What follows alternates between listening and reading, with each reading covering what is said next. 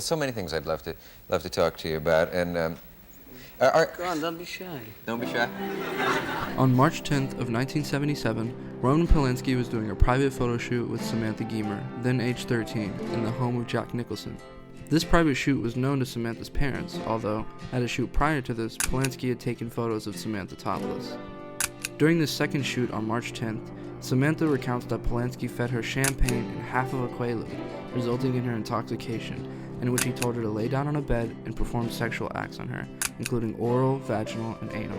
Jack Nicholson's then-girlfriend, Angelica Houston, who had left the house while the shoot was happening, came back at one point and, growing suspicious of what was going on behind a locked bedroom door, banged on it. Roman replied that they were finishing up the photo shoot, to which Angelica left.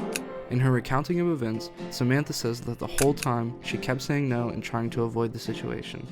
In a passage from Polanski's own autobiography, he claims that the sex was consensual and that Samantha never indicated that she was uncomfortable with the situation.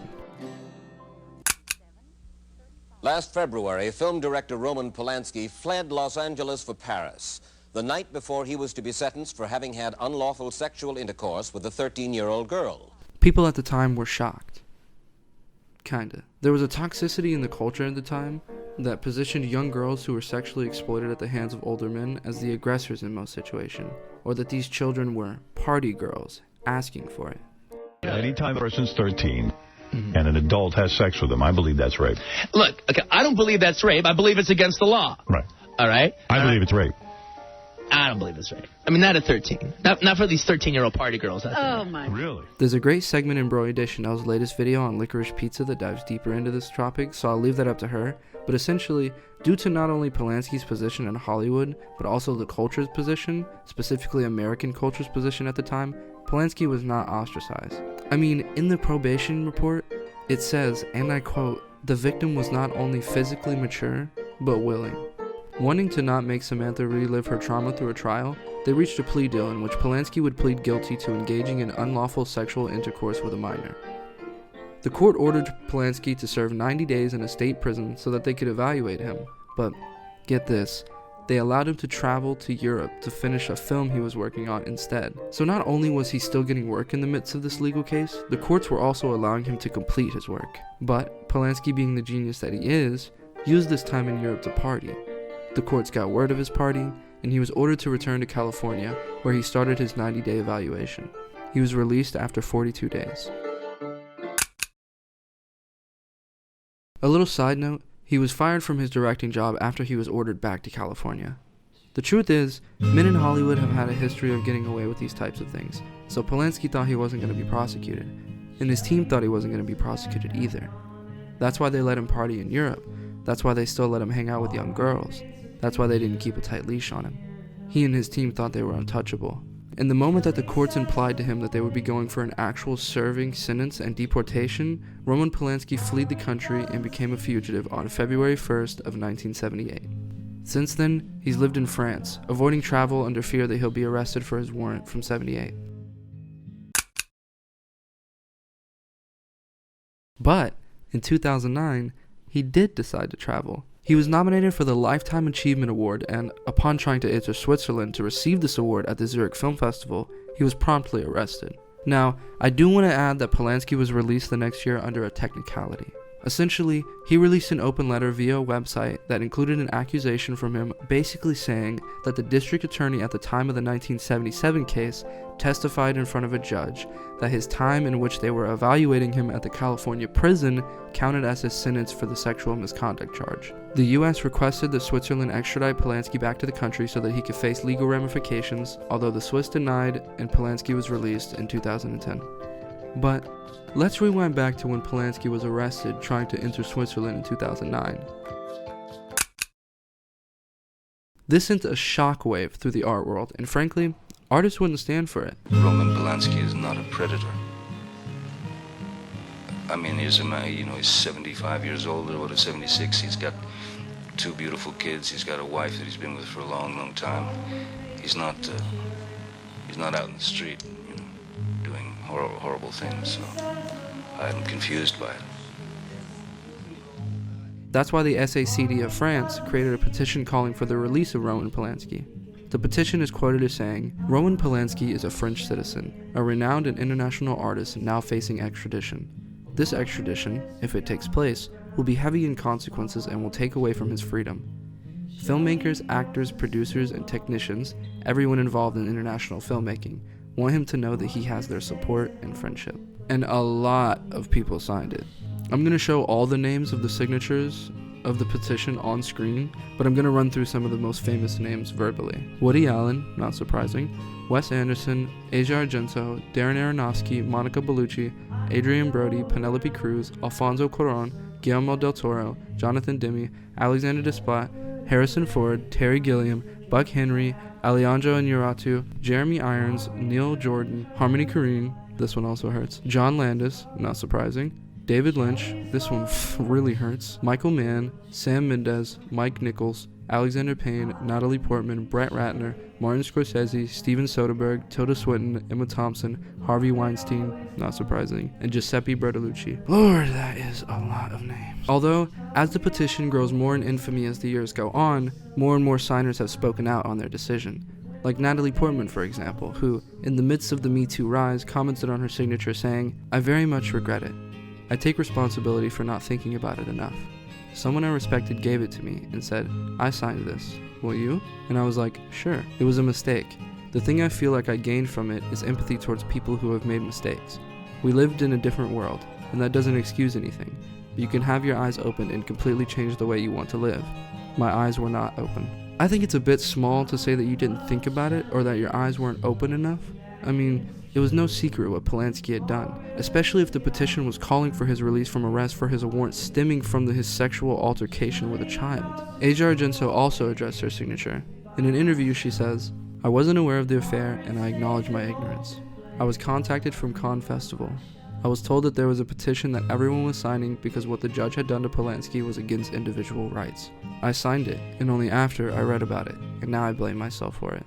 Even though some people, majorities I would say, are vocal about how Polanski is a terrible person, people who can hide behind organizations and festivals tend to give Polanski support. At France's equivalence to the Oscars, they gave Polanski Best Director for his film An Officer and a Spy, and outside of the venue, clear-minded people protested. Actress Adele Hanil, lead in that year's A Portrait of a Lady on Fire, walked out during the event, proclaiming, "Well done, pedophilia." Allegations against Polanski haven't stopped to this day, and he's been hefty with getting these allegations shut down as quickly as possible.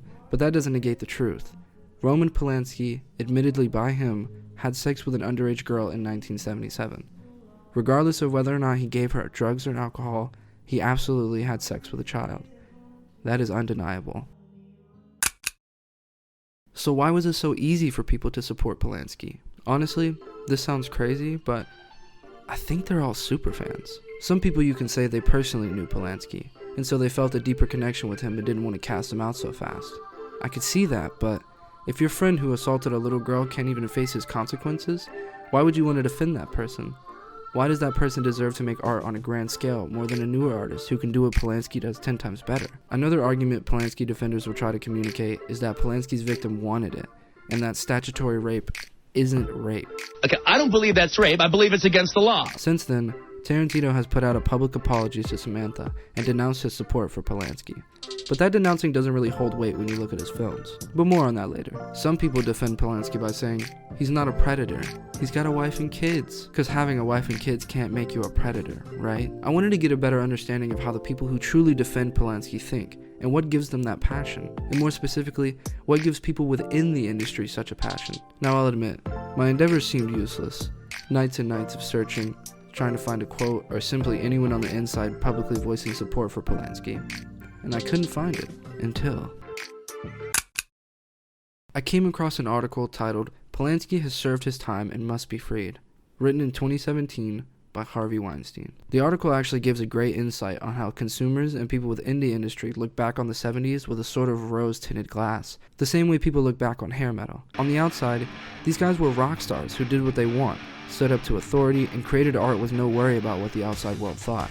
But the deeper you looked, the more you realized that these were just misogynists with makeup and instruments. That doesn't take away from their art or their impact, but like I said earlier, great art can come from terrible people. These two things aren't mutually exclusive. The same can be said about 70s independent film. And the industry still does their part in creating the cult of personality around filmmakers of the 70s, and even Polanski himself. Weinstein's article is evidence of that, but I mean, look at Tarantino's 2019 Once Upon a Time in Hollywood, where at the end of the film, a young Polanski pops up. And how is Polanski portrayed? In all the world, there are only 4 basic masculine senses. Holy shit. No, that was Polanski. That was Roman Polanski. He's lived there for a month now. First time I seen him. Holy shit. Defenders and people within the industry seem to have this relationship with Polanski, that he is one of them. And by rightly punishing Polanski, they'd be taking away his ability to contribute to cinema. They feel something's been ripped from them, ripped from the fabrics of cinematic history. Basically, Polanski's a part of the cool guy group, and if you arrest him for assaulting a child, we'll have one less cool guy. I think this really just shows how highly directors think of themselves. Their films aren't just films, but they're pieces of historical art that has an impact on the world so great that it trumps any of the horrible things that the artist has done. Roman Polanski is a man who cares deeply about his art and its place in the world. What happened to him on this incredible path is filled with tragedy, and most men would have collapsed. Instead, he became a great artist and continues to make films. I was with him the day he won the Legion of Honor in France, which was a spectacular day. I remember the incredible love and affection that people had for him. This legacy, or aura, allows people, especially Hollywood people, to position these artists at a level where their art succeeds them. Their films and their works become such gifts to the artistry that any wrongdoings can be brushed aside. Yeah, he drugged and assaulted a 13-year-old girl, but have you seen Rosemary's Baby? This is the same mindset that allowed the Weinsteins to remain in power for so long. This idea that what they were giving to the world in the form of their art exceeded the need to bring these people and their victims justice. Their love of the craft and their devotion to pushing the form forward makes up for the fact that they're sexual predators. Consumers and filmmakers have this idea of Roman Polanski, auteur filmmaker, in their heads. An idea that they love to perpetuate. As Harvey Weinstein himself says in the article, our minds about 1970s Hollywood were made up a long time ago, and we're not going to change them now. I really encourage any and everyone to go and read the article written by Harvey on The Independent. It's still up, and I think it paints a really clear picture of how hard he was willing to go to get his way, and it's indicative of the way he most likely acted behind closed doors. At the beginning of this, I wanted to answer the question, why did people sign the Polanski petition? And the truth is, it's because he was popular. It's the same reason people still make movies with Woody Allen, the same reason people still worked with R. Kelly years after his allegations came out. Not only that, but people feel a connection to Polanski and his work, giving it a weight of importance and giving him almost godlike respect. And because these people are in the same field as Polanski, they also feel a duty to defend their peer. I thought the most fitting answer to the question, why do people support Polanski, comes in the form of a quote from Harvey Weinstein. When Martin Scorsese was up to win Best Director for Gangs of New York, we faced Polanski and The Pianist.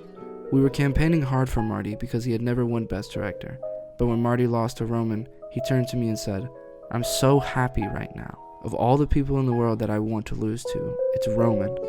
You have to understand that Polanski's films have influenced me as an artist all these years, and his terrible political situation is something we have all had to suffer through. We won because Roman won. Goes for Roman Polanski, for The Pianist.